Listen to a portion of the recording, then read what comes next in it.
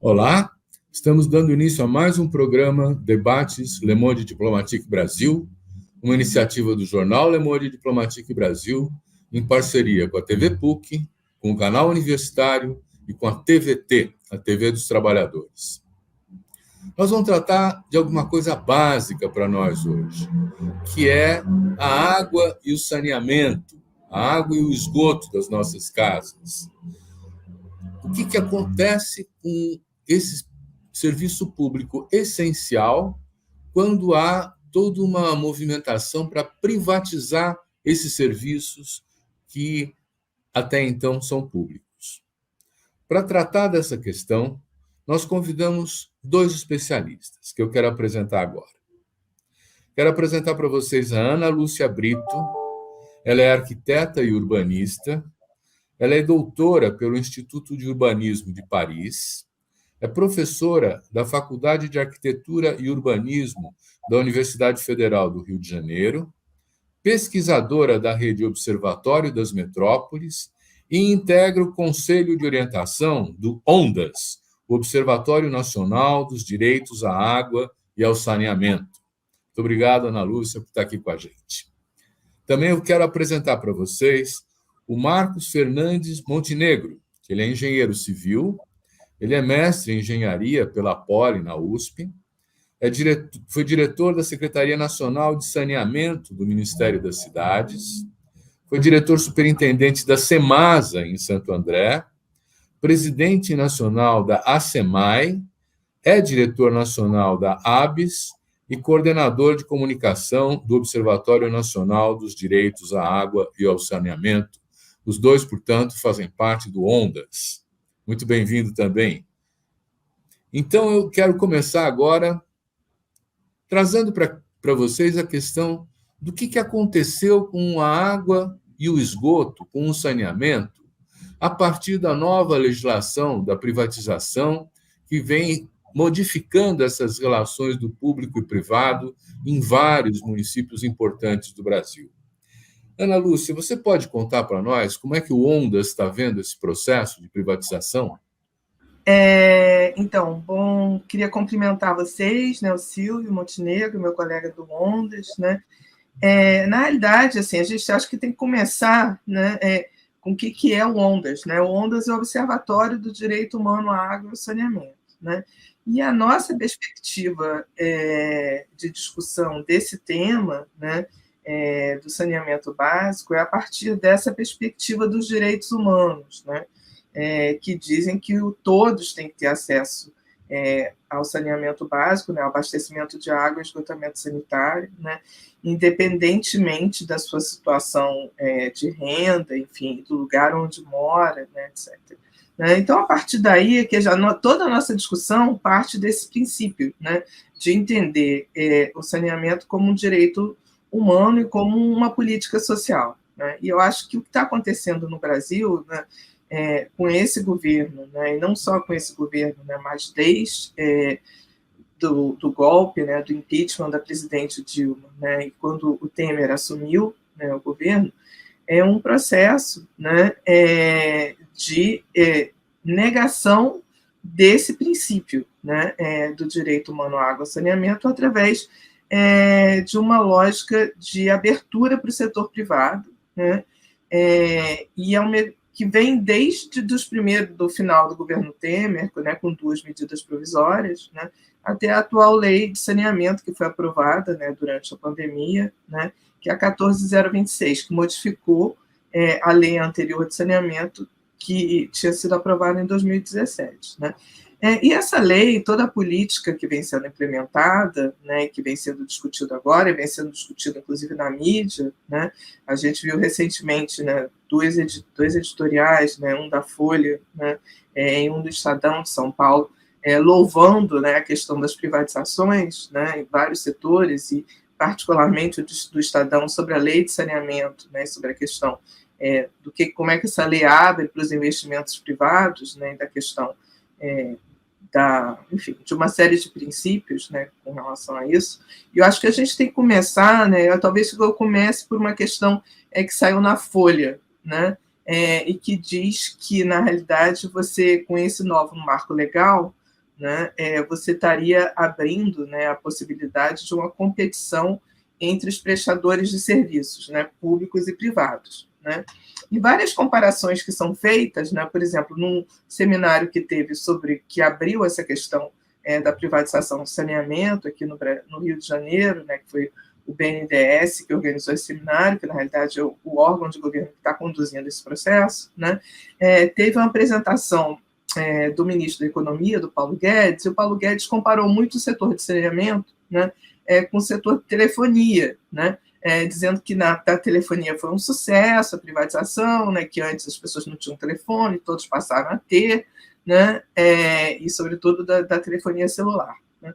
E aí eu acho que vale a pena chamar atenção para algumas questões do saneamento e sobre essa possibilidade ou não de competição entre os prestadores, né, que seria a característica que vem sendo louvada e que está lá no primeiro edital da Folha, né? Quando a gente olha o setor de saneamento, eu acho que a gente tem que ver que, diferentemente da telefonia, né, o setor de saneamento, além de ser um serviço básico, essencial, as pessoas não podem viver sem água e sem esgoto, isso tem relação com a saúde pública, tem relação com a qualidade do meio ambiente, né? Além dessa essenciabilidade do serviço, né, tem uma outra dimensão que é a dimensão, né, do monopólio natural, né? Então, nenhuma pessoa pode escolher quem vai ser o seu prestador de serviço, né? Diferente, por exemplo, da telefonia. Você pode escolher, tem vários prestadores de serviço, TIM, enfim, Claro, Vivo, etc. Você pode, enfim, se você não está satisfeito com um, você transfere o seu número para outro, né? Isso é possível. No abastecimento de água e do esgotamento sanitário, serviços essenciais, não é possível, né? São serviços monopólicos onde você só tem uma rede, né? E você fica, enfim, dependente desse prestador, seja ele público ou seja ele privado, né? Então, essa é a primeira diferença, né? O usuário do serviço, né, ele não pode escolher quem é o seu prestador. Primeira coisa, porque isso é um monopólio natural, só é possível ter uma rede atendendo cada região da cidade, rede de abastecimento de água e rede de esgotamento sanitário. Segunda questão importante, né, é que os contratos que são feitos, né, tanto os contratos de concessão pública como contratos de concessão privados, são contratos de pelo menos 30 anos, né?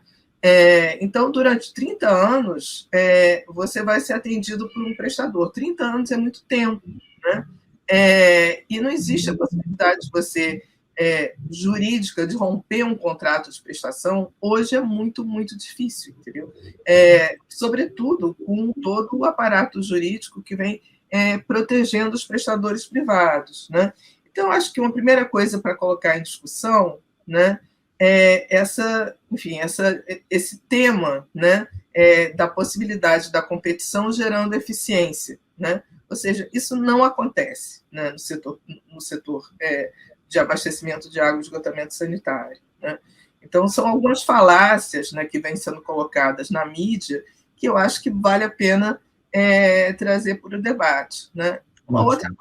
Uma outra falácia importante, talvez, que o Montenegro possa chamar a atenção, né, é essa coisa de que os prestadores privados, né, vão aportar recursos, né, para a universalização do acesso ao saneamento, né? Historicamente, você pode olhar, e a gente tem isso no Sistema Nacional de Informação de Saneamento, né, que a prestação privada já existe no Brasil, né, e essa prestação privada vem sobretudo mobilizando, né, para realizar os seus investimentos, né, ou os recursos das tarifas ou recursos públicos, né, sejam empréstimos feitos junto ao FGTS ou empréstimos feitos junto ao BNDES, né, juros baixos, enfim, e recursos que vêm de fundos públicos, né? Então, acho que essas questões, né, eu acho que é importante ir desmontando, né, aos poucos, né, esses argumentos favoráveis à privatização. Vamos desmontando aos poucos. Vamos ouvir agora o Montenegro. Montenegro, eu vou fazer uma pergunta assim daquelas meio estúpidas, né? Quer dizer, é melhor privatizar ou é melhor deixar na mão do poder público o saneamento, hein? É melhor deixar na mão do poder público sob controle democrático. Melhor deixar na mão de um poder público que responda aos interesses da população. Essa é a melhor opção, sem dúvida, não é? Agora, evidentemente que em uma situação onde o poder público está controlado, em última instância, por interesses privados, né, você tem uma situação, né, onde o único incômodo é que o setor privado ganha dinheiro com menos facilidade do que se estiver operando em regime de concessão do serviço. Eu queria fazer duas observações. Primeiro, sobre o tema da eficiência, que a Ana Lúcia tratou. Tá? Nós temos o caso aqui no Brasil, de Manaus, um contrato que tem mais de 20 anos de execução e que não apresenta resultados absolutamente satisfatórios do ponto de vista da cobertura e do atendimento da população de baixa renda de Manaus.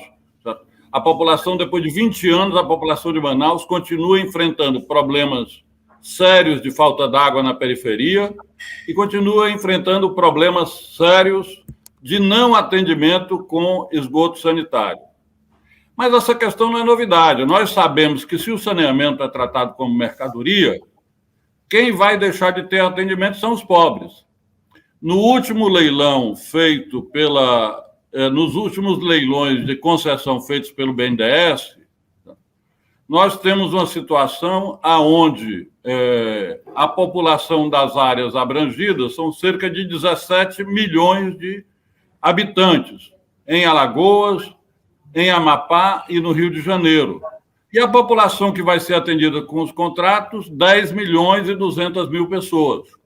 Isso significa dizer que cerca de 6 milhões e 800 mil pessoas não estão sendo atendidas por essas concessões. Quem são esses? Que estão fora da eficiência pretensa das empresas privadas que ganharam essas concessões. São exatamente aqueles moradores das periferias, das áreas regulares do ponto de vista urbano e as pessoas que moram nas áreas rurais. Em última instância, os mais pobres, certo, ficaram de fora. Um outro aspecto que a Ana Lúcia chama a atenção. É verdade que as concessionárias privadas trazem dinheiro novo para o saneamento, que vai aumentar a rapidez com que os serviços se expandem para atender aqueles não atendidos? Eu diria, é fake, é uma grossa mentira. Certo? Nesses mesmos contratos de concessão que o BNDES modelou no Rio de Janeiro, em Alagoas e no Amapá, a previsão dos investimentos a serem feitos é de 45 milhões e 800 reais. Esses 45 bilhões, eu falei milhões, é bilhões, 45 em 35 anos, 45 bilhões e 800 milhões, serão tomados emprestados pelas concessionárias e pagos pelas tarifas de água e esgoto. Agora, acontece que a modelagem feita pelo BNDES, para convencer governadores e prefeitos de que deviam privatizar o serviço, incluiu um esquema de pagamento de outorga, ou seja, é uma espécie de compra do contrato, uma espécie de luvas que o ganhador do contrato tem que pagar para o Estado ou para o município. Então, enquanto se prevê um investimento de 45,8 bilhões, se está pagando uma outorga, essas empresas estão pagando uma outorga de 29,5 bilhões, o que significa 64% a mais no valor do investimento. Significa dizer que as tarifas que vão ser pagas pela população vão ser oneradas, porque esses 29 bilhões e meio, praticamente, serão pagos também durante os 35 anos da concessão, de volta para as concessionárias, pelos usuários dos serviços de água e esgoto. Então, em vez de estar colocando dinheiro novo no saneamento, na verdade, o que está se fazendo é usando as licitações das concessões para tirar dinheiro dos usuários dos serviços de água e esgoto. É uma situação situação que é exatamente ao contrário. E quando nós lemos os jornais noticiando esses leilões, o que nós vemos é uma proclamação de sucesso pelo usuário de água e esgoto estar sendo escorchado pelo pagamento de uma outorga que não precisava existir. Pelo menos 50 das cidades mais importantes do mundo, hoje em dia, retomaram a gestão direta pelos municípios da água e do esgoto, né? Porque entenderam que era incompatível a iniciativa privada gerir uma política pública. São interesses contraditórios, né? Isso foi dito, por exemplo, pela Câmara de Paris, que desistiu da privatização da água, retomou, né, os serviços e hoje faz a gestão direta de novo. Quando a gente está falando em privatização, nós estamos indo na contramão das tendências mundiais, Ana Lúcia, ou não? Bom, eu acho que nós estamos, sim. O caso da França, eu acho que é um caso muito emblemático, né? E talvez seja importante discutir um pouco esse caso, porque, por exemplo, a remunicipalização de Paris, né, ela começou em 2010, né, no caso na França, né, que estão as duas grandes multinacionais de água, que eram Veolia e Suez, que inclusive se fundiram recentemente, né, e a cidade de Paris era dividia, né, a margem direita do Sena era de uma companhia, a margem esquerda era de outra companhia. Né? E no governo do prefeito Delanoë foi decidida, então, essa remunicipalização, que é um sucesso, assim, porque houve uma redução de tarifa, né? Foram incluídas políticas novas, sociais, né, de atendimento a parcelas da população que ainda não estavam atendidas, políticas específicas para a população mais vulnerável, atendimento à população de rua, né? Aí a gente pode dizer, poxa, então, mas o governo Delanoë, né, um prefeito socialista, evidentemente que ele vai optar por um regime de gestão pública, né? Aí você olha para o resto do que está acontecendo na França hoje, recentemente, né? Várias regiões metropolitanas novas, né? O caso de Lyon, né? E uma que é muito emblemática, que é o caso da região metropolitana da Côte d'Azur, que é no sul da França, né? Na região de Nice, né? Também optaram, né, por uma republicização dos serviços. A gente não pode nem falar em remunicipalização, porque é uma escala mais metropolitana, né, são as regiões metropolitanas. Né? E o caso de Nice, né, que é essa região que chama Provence-Alpes-Côte d'Azur, eu acho que é interessante, né, porque é uma região que é administrada historicamente por prefeitos, né, administradores públicos mais conservadores, né? Ou seja, ligado não ao Partido Socialista, mas a outros partidos mais conservadores na França. Né?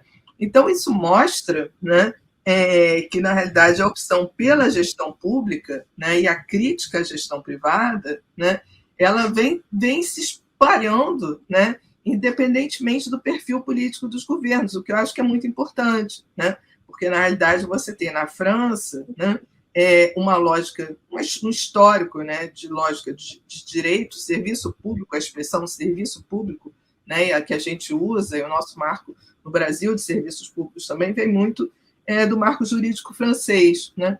Então, a ideia do serviço ao público, né, de atender corretamente ao público, né, é muito importante nesse sentido. Né? Uhum.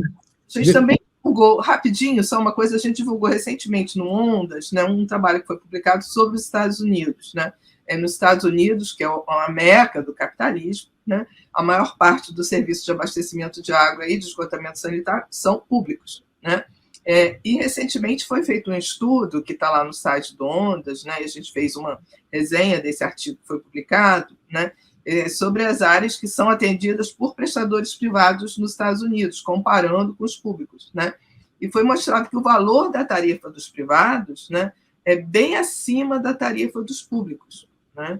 Acho que essa é uma questão importante. Então, quando a gente olha o cenário internacional, né, o Brasil está um pouco na contramão, né, do que está acontecendo no mundo.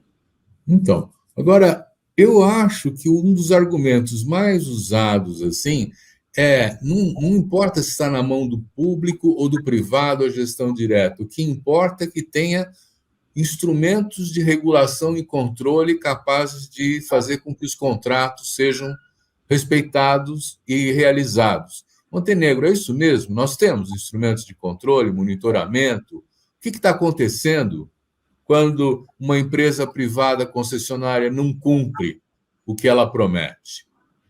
Vamos lá, pergunta. Vou juntar aqui a realidade brasileira, que são de agências reguladoras ainda bastante em estágio bastante inicial, assim, na verdade, muitas vezes frágeis do ponto de vista técnico, né? Então, e sem a possibilidade de interferir normalmente na preparação do edital e do contrato para a concessão, contrato que depois elas vão regular. Então, se o contrato é um contrato que favorece o concessionário, já fica muito difícil a regulação. Mas eu queria, pegar um exemplo do panorama internacional. Continuando, aí nós falamos, aqui a Ana Lúcia falou da França, falou dos Estados Unidos.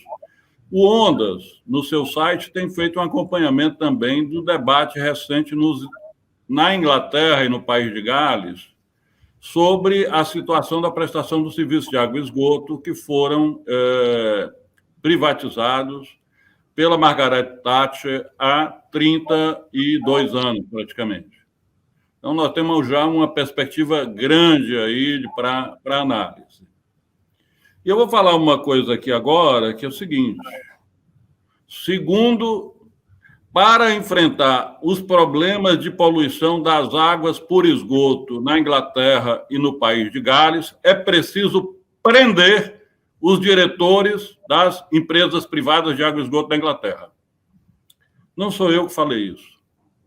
Quem falou isso foi a diretora-presidente da Agência Ambiental Inglesa, em um governo conservador, há cerca de um mês atrás, publicado, inclusive, com um press release do governo britânico. Ela diz: os diretores das empresas privadas de água e esgoto ganham tanto, certo? E pagam tanto aos seus acionistas e têm tanto lucro que não adianta multar. Tem que prender e proibir de dirigir as empresas privadas. Há uma grande discussão no momento da Inglaterra também, em razão de que não foram feitos os investimentos necessários para, em uma situação de escassez de água, não entrar em regime de racionamento.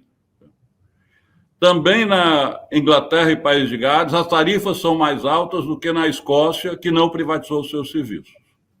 Uhum. Mas eu queria aproveitar a oportunidade para chamar a atenção sobre um ponto comum entre as empresas inglesas e as empresas brasileiras.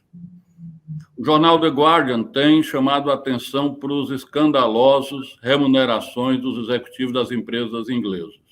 E eu queria falar um pouco aqui sobre as remunerações dos diretores das empresas privadas de água e esgoto no Brasil, as maiores. Então, os números que eu vou falar foram tirados de formulários que essas empresas têm nos seus próprios sites e que colocam à disposição dos investidores, aqueles que podem comprar as ações e podem tentar ganhar dinheiro, certo? Com esse serviço público essencial.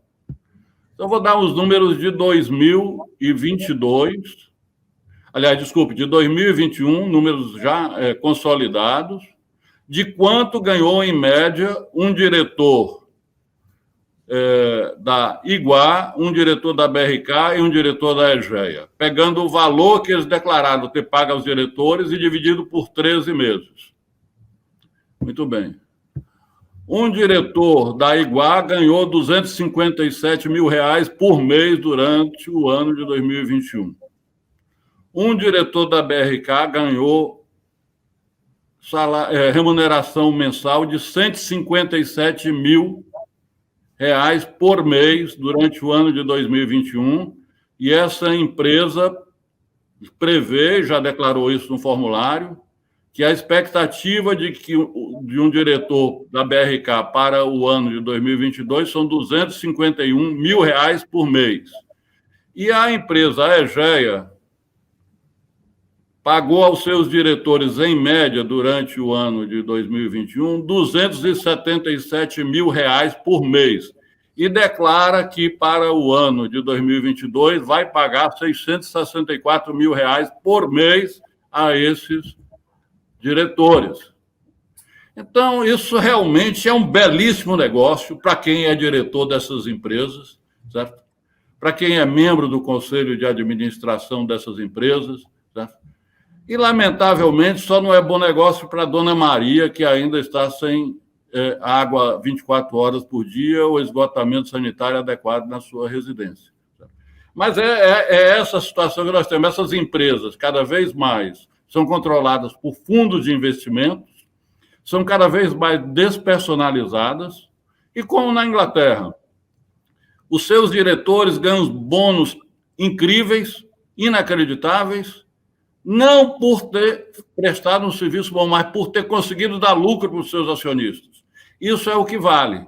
Então, são empresas que, infelizmente, estão nessa situação. A lógica é dar lucro para o acionista, remunerar com remunerações absurdas, completamente fora da realidade do povo brasileiro, os seus diretores que garantem esses lucros, e colocar em terceira instância o atendimento da população pobre. Eu queria chamar... É o que acontece com a Sabesp, por exemplo, que teve prêmios na Bolsa de Nova York pela rentabilidade das suas ações, né? Também. Agora, o que chama mais atenção... Mas Montenegro, eu queria que você voltasse para o negócio da regulação. Todo mundo está ganhando assim e o Estado não faz nada? Bom, o órgão famoso de regulação no mundo do serviço de água e esgoto é a Ofwat, é o Ofwat da Inglaterra, e não consegue controlar os problemas de poluição e os problemas de falta d'água na Inglaterra, muito menos a questão da tarifa mais alta do que a tarifa da Escócia. Silvio, posso fazer um comentário depois sobre a questão da regulação, olhando o caso do Rio de Janeiro, aqui, que eu acho que é um caso bem emblemático. Veja, os estudos feitos na Inglaterra pela academia sobre a questão do pagamento de dividendos para as empresas, para os acionistas proprietários das empresas privadas inglesas, mostram que em 89, quando elas foram privatizadas, elas não tinham dívida nenhuma, e o que elas pagaram aos acionistas foi praticamente o que elas tomaram emprestado, dizendo que iam fazer investimentos. Então, na verdade, as empresas estão endividadas para dar lucro para os acionistas. O candidato Felipe Dávila fez elogios ao governador Zema e tal, porque pior do que essa situação que nós estamos nos referindo, realmente foi a situação da Copasa sob o governo Zema. A Copasa conseguiu pagar o ano passado aos seus acionistas dividendos superiores ao lucro que teve no exercício. Então, o governo Zema colocou uma diretoria na Copasa para privatizar a empresa, enquanto não privatiza a empresa, está assaltando a empresa. Em vez de aumentar os investimentos, está aumentando o dinheiro que tira da empresa.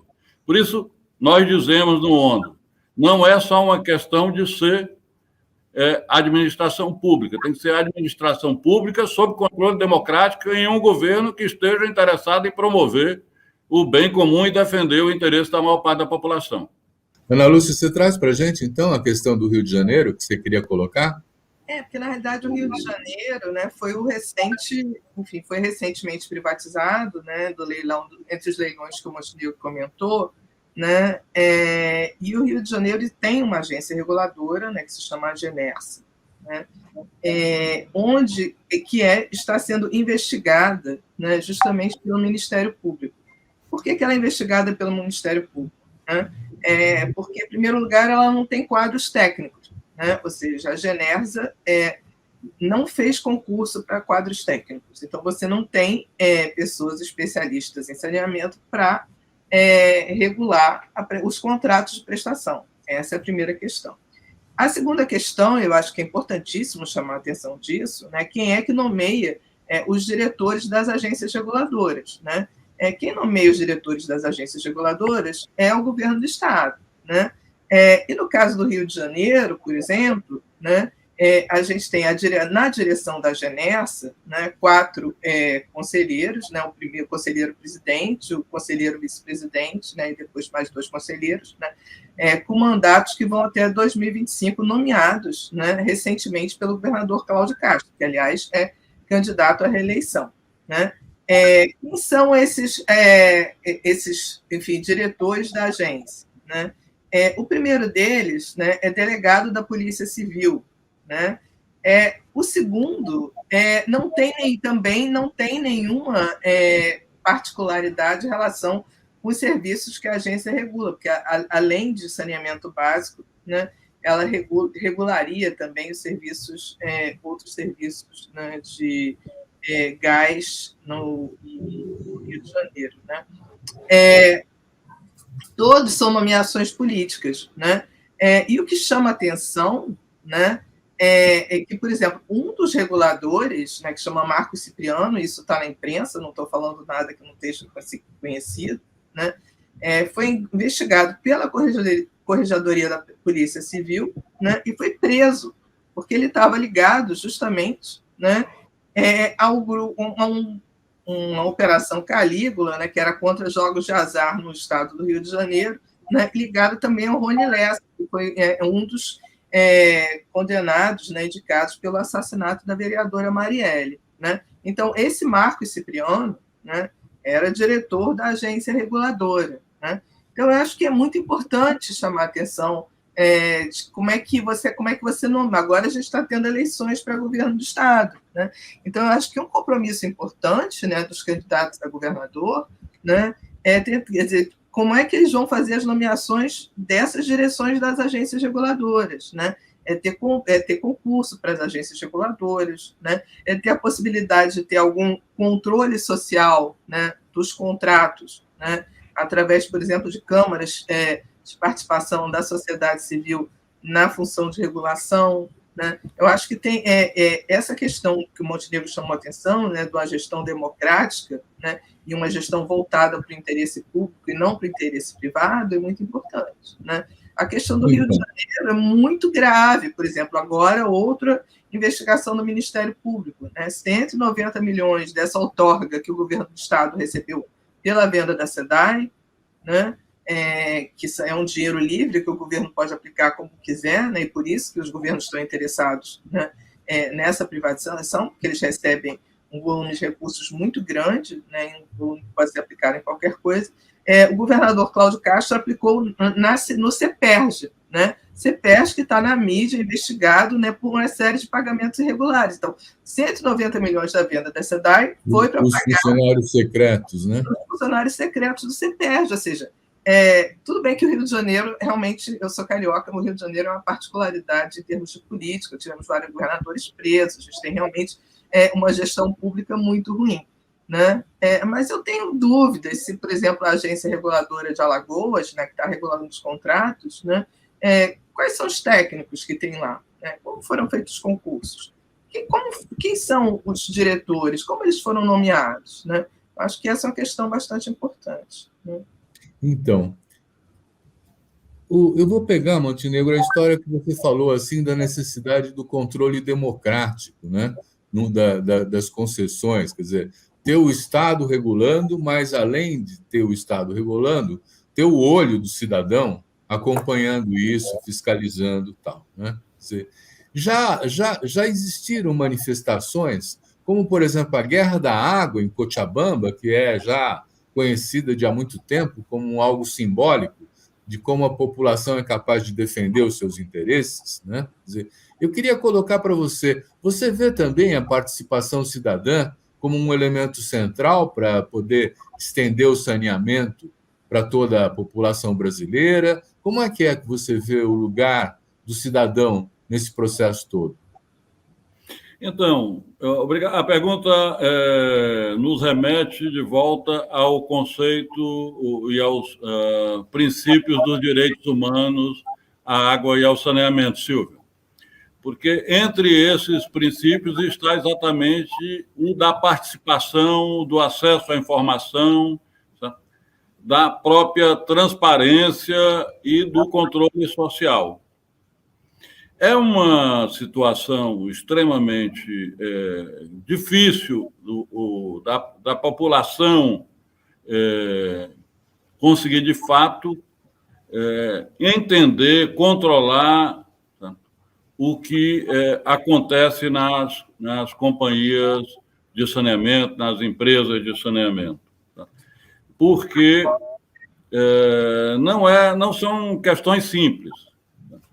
E a legislação, na verdade, se preocupa mais, na verdade, com informação qualificada para os acionistas do que para os usuários. Essa que é a verdade.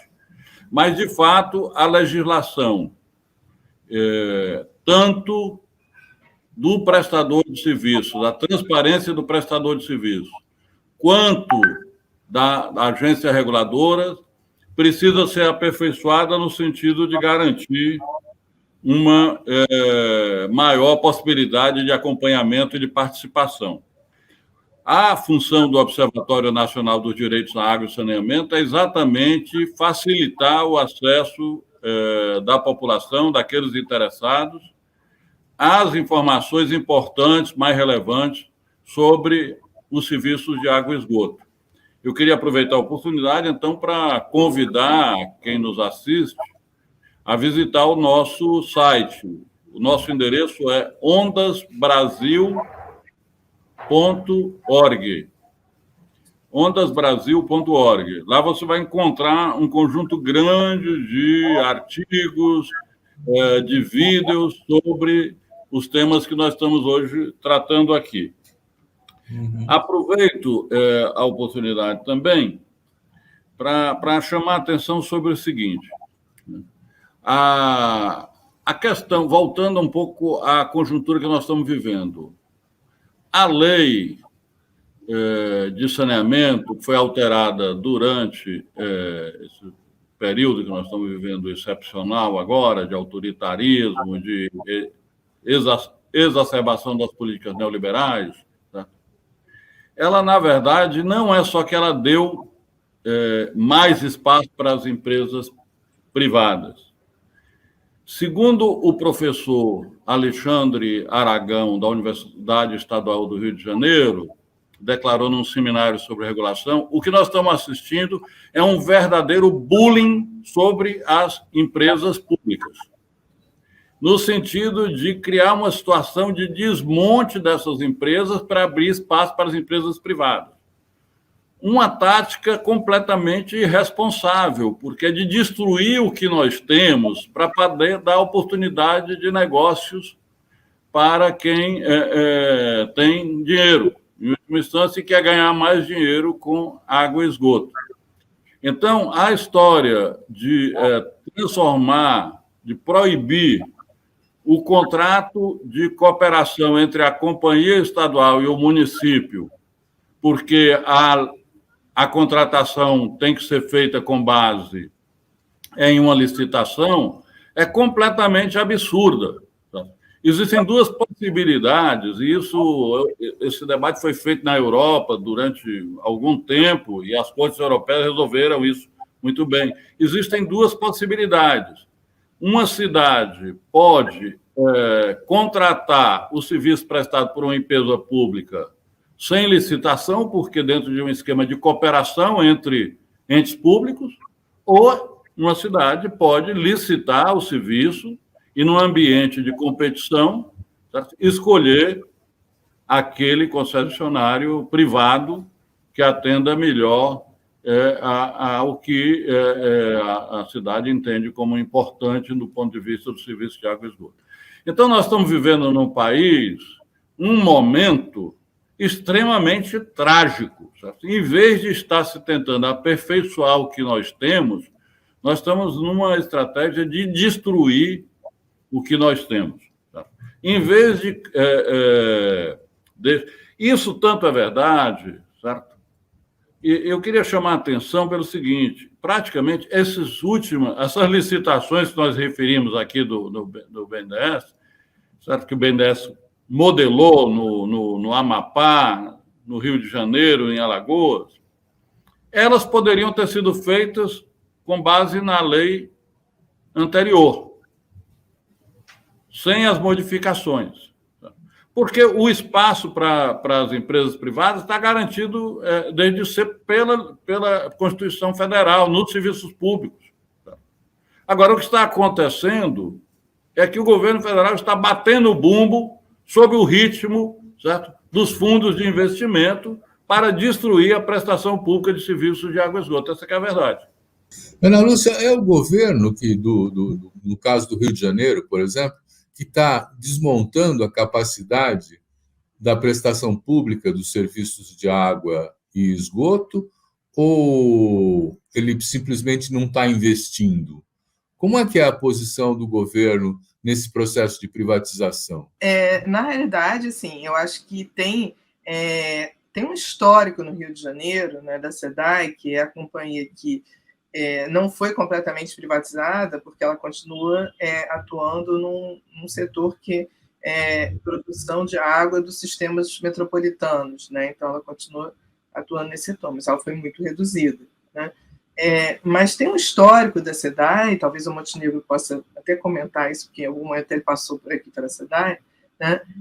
De como é que a SEDAI, a Companhia Pública Estadual do Rio de Janeiro, e isso pode ser válido para outras companhias públicas estaduais também, quando você faz a crítica, né? De como é que no Rio de Janeiro a SEDAI foi muito permeada, né, por interesses políticos, né, durante todos os governos, né? E governos que tiveram um resultado catastrófico, muito vinculados a questões de corrupção, tanto que todos os ex-governadores têm algum processo ou estão presos no Rio de Janeiro, né? Então, isso quer dizer que, por exemplo, uma parte dos recursos da SEDAI, né, recursos arrecadados com tarifa, né, eles iam para o caixa do governo estadual, né? Ou seja, você retirava dinheiro. Então, isso não quer dizer que a companhia pública ela não possa ser uma companhia eficiente, né? Isso quer dizer que a companhia, que o perfil do serviço público depende do governo ao qual aquela companhia está vinculada, né? Eu acho que isso é um caso muito importante, né? No caso do Rio de Janeiro, né? No caso da SEDAI. Então, assim, não fazer investimentos públicos ou que esses investimentos públicos não sejam efetivos, né? Por exemplo, durante o governo Dilma, né, você teve os investimentos do PAC, né, do Plano de Aceleração de Crescimento, muita verba para saneamento, coisa que esse governo, aliás, não teve nenhuma política pública para saneamento, né, de investimentos no setor, né, apenas essa lógica de concessão privada. Né. Mas eu acho que durante o governo do Rio de Janeiro conseguiu muitos investimentos do PAC, né, esses investimentos vão para a companhia estadual e, na realidade, tem toda essa lógica, né, de como é que você pode usar esses recursos, né, para interesses políticos, né? Então, eu acho que esse caso do Rio de Janeiro é muito vinculado a isso. Agora, isso não quer dizer que quem, enfim, por outro lado, que a empresa privada também não responde a determinados interesses, né?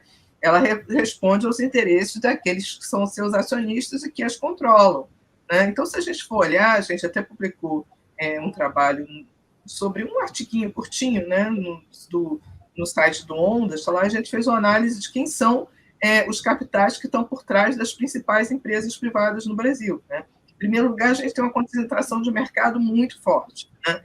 São poucas empresas privadas, né, BRK, Iguá, né, o Grupo Águas do Brasil, né, que controlam, né, a maior parte das concessões no país, inclusive, e a EGEA, né, a quarta, que inclusive a BRK, Iguá, a EGEA e o Grupo Águas do Brasil, que ganharam a concessão no Rio de Janeiro, né, que a BRK ganhou a concessão em Alagoas, né. Quando você vai ver quem está por trás dessas empresas privadas, né, quem controla essas empresas, né, são fundos financeiros de investimento, né? Você pensa, você tinha em algum momento empresas de engenharia, né, que atuavam no setor, né, mesmo empresas privadas, né, o Odebrecht, saneamento, enfim, que foi vendida para a BRK, hoje são os fundos financeiros, né? Então, na realidade, quem essas empresas, quais são os interesses que guiam a prestação de serviços, né? São os interesses do mercado financeiro, né?